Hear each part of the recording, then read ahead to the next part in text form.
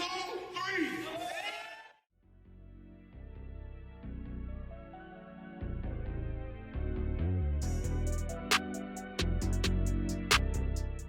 Welcome to Male Reality Lessons, where topics are reviewed and discussed as iron sharpens iron.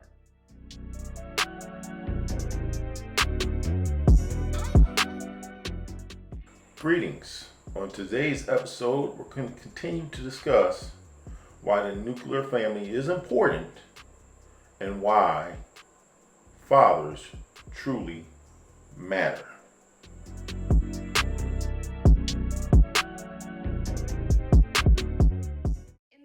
To mid 1990s, Black households saw a peak when it came to fatherless homes, as nearly 70% of Black families saw this as their reality. This number had remained relatively unmoved for decades before dropping back down, and there are still government programs and benefits that people know they could be in danger of losing due to other people. There have even been several Black women refusing to get married in fear of losing their benefits, as they will receive more money personally from the government than they could from a job by not having the man present.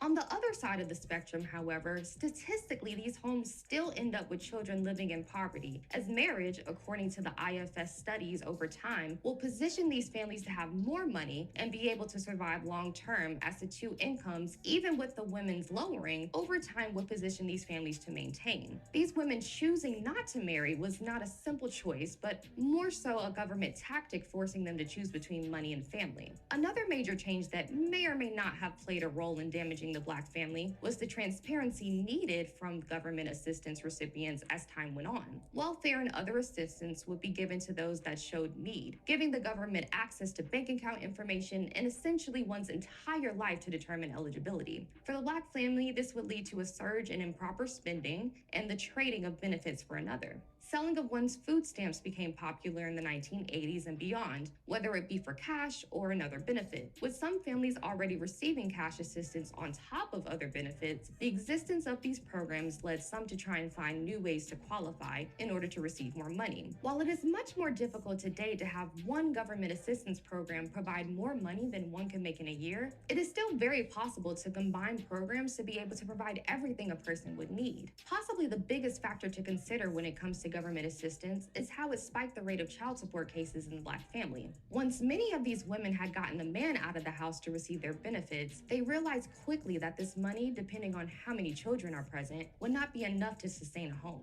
Lawyers in the 1990s would even work pro bono on a case dealing with child support, giving these women more confidence in taking the father of their children to court and receiving more money. Courts notoriously gave men payments to make that were outlandish, with penalties that would make it impossible for them to get the money needed. This action, unsurprisingly, would lead to an uptick in crimes committed by many Black men of the time. In a published paper by Harvard alum Fritz Foley, one can see the correlation between crime and welfare payments as the text reads. Analysis of daily reported incidents of major crimes in 12 U.S. cities reveals an increase in crime over the course of monthly welfare payment cycles. The jump reflects increases in crime that are likely to have a direct financial motivation, like burglary, larceny, theft, motor vehicle theft, and robbery. Preparing young fathers to thrive as parents. Last week, the Dovetail Project, a Chicago-based initiative that helps teach young Black and Latino dads the skills they need to be better role models for their children, graduated its most recent class of 22 young men who joined an alumni group that has grown to a network of nearly 600 fathers since its founding in 2009. I wasn't necessarily given the prime example of what fatherhood really is. Per se, I was cultivated in an area where I was watching a lot of mistakes. So I didn't necessarily have the optimal role model. I reached out, tried to figure out what classes, because I love to learn new things. And when I stumbled across them, it was actually, breathtaking, because they actually covered a lot of things. And I thought I honestly needed this, because it's actually what I'm asking for. I'm asking to know things from people who went through what I'm going to go through, and that's something that's priceless, and I got it for free. 1, 2, 3.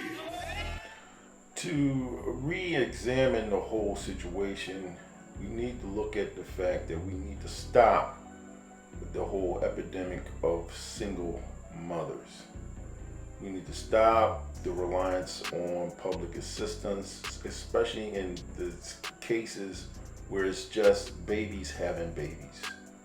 In addition, in order to break the cycle, whether it's the young women or the young ladies, they need to have good examples. And my personal opinion is you eliminate all social crutches. You make it a priority for people to be held responsible with no parachutes for just having baby after baby out of wedlock, and hold each side accountable for their actions. You will have a change in the epidemic that is taking place and plaguing all communities, especially the black one. But I want to hear from you in the comment section. Please provide your commentary there. And as always, thank you for watching and have a good day.